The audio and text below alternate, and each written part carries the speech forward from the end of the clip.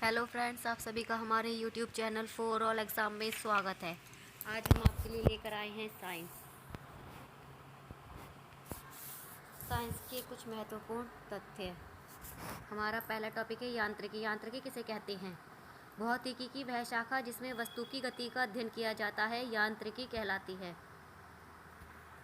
यांत्रिकी को मुख्य रूप से स्थिति विज्ञान, शुद्ध गतिकी तथा गति विज्ञान में विभाजित किया गया है। यानी कि यांत्रिकी को कितने भागों में विभाजित किया गया है? 3। स्थिति विज्ञान, शुद्ध गतिकी तथा गति विज्ञान। अब है विरामावस्था। विरामावस्था किसे कहते हैं? यदि किसी वस्तु की स्थिति में समय के साथ कोई परिवर्तन नहीं होता है तो वस्तु विराम अवस्था में कहलाती है। जैसे मेज पर रखी वस्तु, यानी जो वस्तु जैसी है वैसी ही रहे, उसमें किसी भी प्रकार का कोई परिवर्तन ना हो। अब है गति।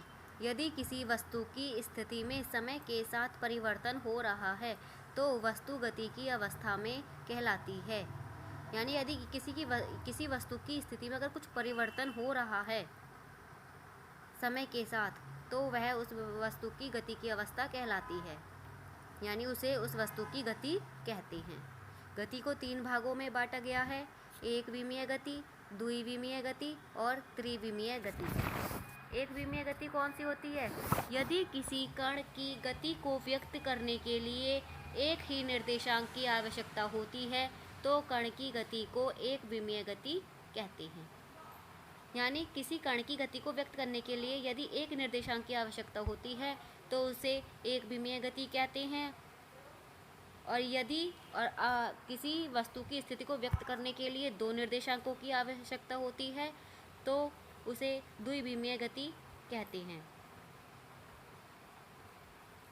या फिर सीधे सीधे शब्दों में कहें, यदि किसी वस्तु की स्थिति को व्यक्त करने के लिए 2 निर्देशांक समय के साथ परिवर्तित हो रहे हैं तो वस्तु की गति को द्विविमीय गति कहते हैं।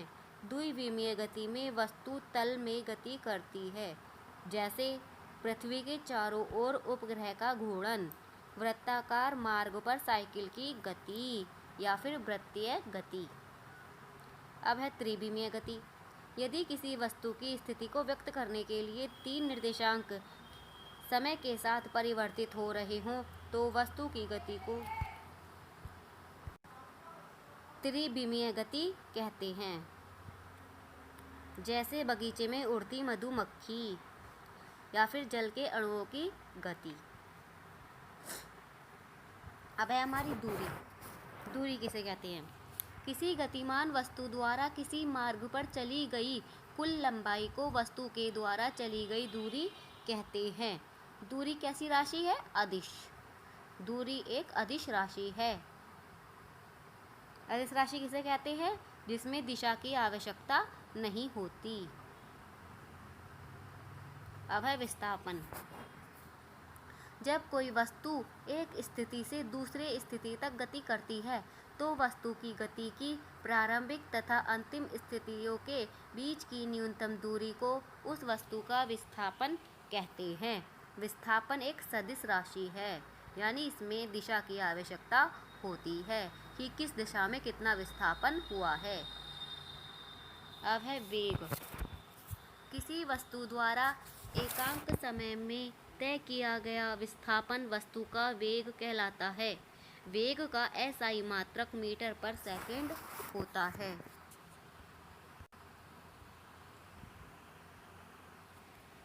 और वेग का सूत्र वेग बराबर विस्थापन बटे समय।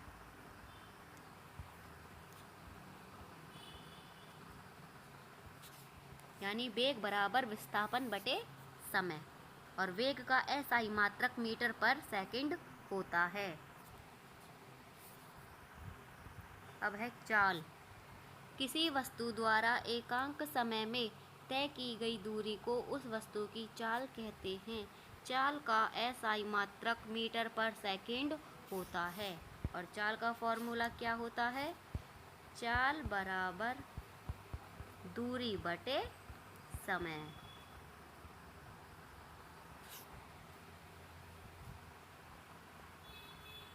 अब है त्वरण। किसी गतिशील वस्तु के वेग में परिवर्तन की दर को उस वस्तु का त्वरण कहते हैं। त्वरण का मात्रक SI मात्रक मीटर पर सेकंड स्क्वायर होता है। और त्वरण का फॉर्मूला क्या होता है? त्वरण हम कैसे निकालते हैं? त्वरण बराबर वेग में परिवर्तन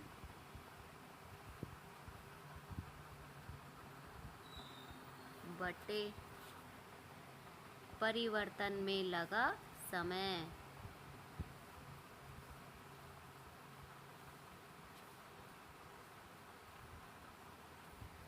त्वरण बराबर वेग में परिवर्तन बटे परिवर्तन में लगा समय। त्वरण का मात्रक क्या होता है? मीटर पर सेकंड स्क्वायर। अब है मंदन। मंदन किसे कहते हैं? यदि वस्तु का वेग समय के साथ घट रहा है तब त्वरण ऋणात्मक होता है। यदि वस्तु का वेग समय के साथ घट रहा है तो त्वरण क्या होगा? ऋणात्मक। और इस ऋणात्मक त्वरण को ही मंदन कहते हैं। अब है वृत्तीय गति। जब कोई कण, यहाँ क्या आएगा? कण। जब कोई कण किसी वृत्त की परिधि के अनुदिश गति करता है तो इस गति को वृत्तीय गति कहते हैं।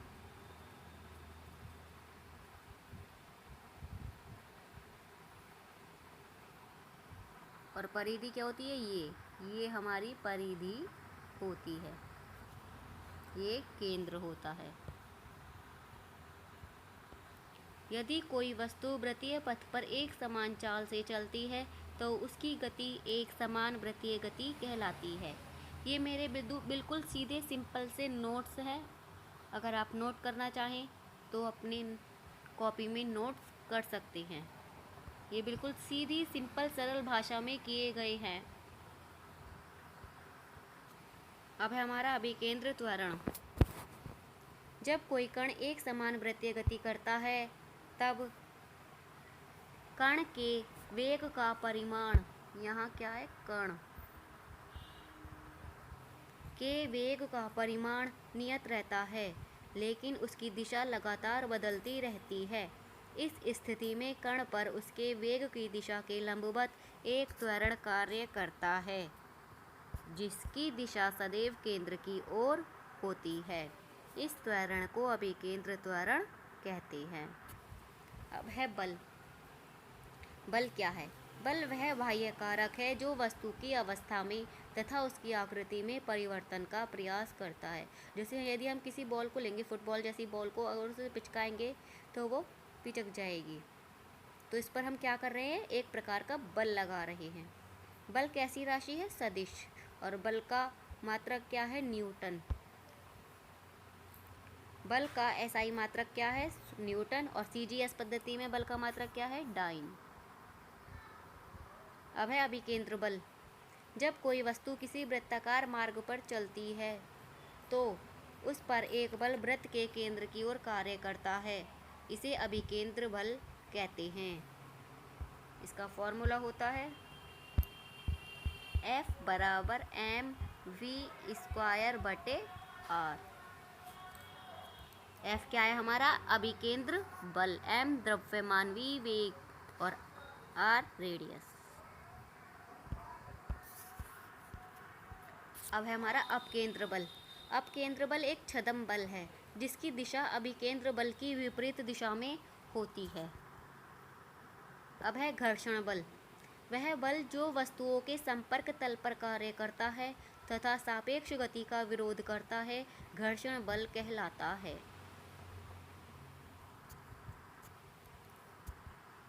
अब संवेग किसे कहते हैं? किसी वस्तु के द्रव्यमान m तथा रेखीय वेग v के गुणनफल को उस वस्तु का संवेग कहते हैं। यह एक सदिश राशि है और इसका मात्रक किलोग्राम मीटर पर सेकंड होता है। संवेग का मात्रक क्या होता है? किलोग्राम मीटर पर सेकंड। और संवेग हम कैसे निकालते हैं? P बराबर mv। यहाँ पर P हमारा P हमारा संवेग है। संवेग की दिशा वेग की दिशा में होती है। अब है हमारा संवेग संरक्षण का नियम। यदि किसी निकाय पर कोई बाह्य बल कार्य न करे तो निकाय का रेखीय संवेग नियत रहता है।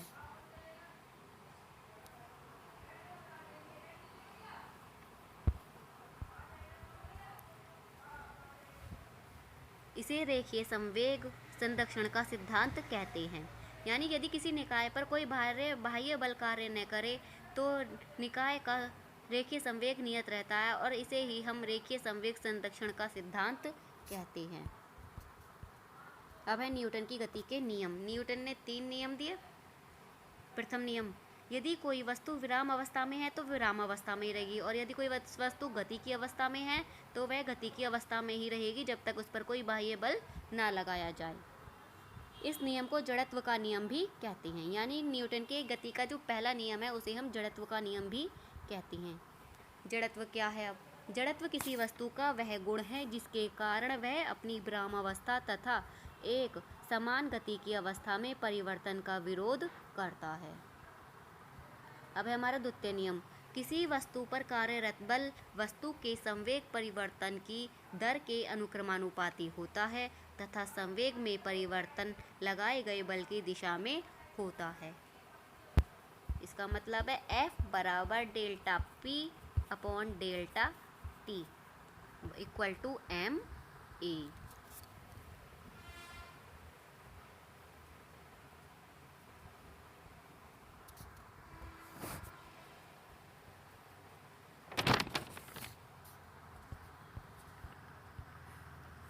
तृतीय नियम, गति के इस तृतीय नियम को हम क्रिया प्रतिक्रिया का नियम भी कहते हैं।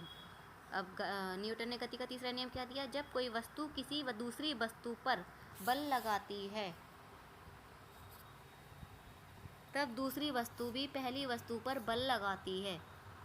एक वस्तु द्वारा लगाए गए बल को क्रिया कहते हैं और दूसरी वस्तु द्वारा लगाए बल को हम प्रतिक्रिया बल कहते हैं। अतः इस नियम को क्रिया प्रतिक्रिया का नियम भी कहते हैं।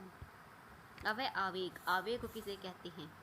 यदि कोई बल किसी वस्तु पर कम समय तक कार्यरत रहे तो बल और समय अंतराल के गुणनफल को उस वस्तु का आवेग कहते हैं। इसका एसआई मात्रक न्यूटन सेकंड होता है। आवेग का एसआई मात्रक क्या होता है? Newton second. यानी I बराबर F multiply delta T। F हमारा बल है, I हमारा आवेग है और डेल्टा T हमारा समय अंतराल है। अब है हमारे गति की समीकरण। हमारी गति की पहली समीकरण क्या है? V बराबर U प्लस ए टी।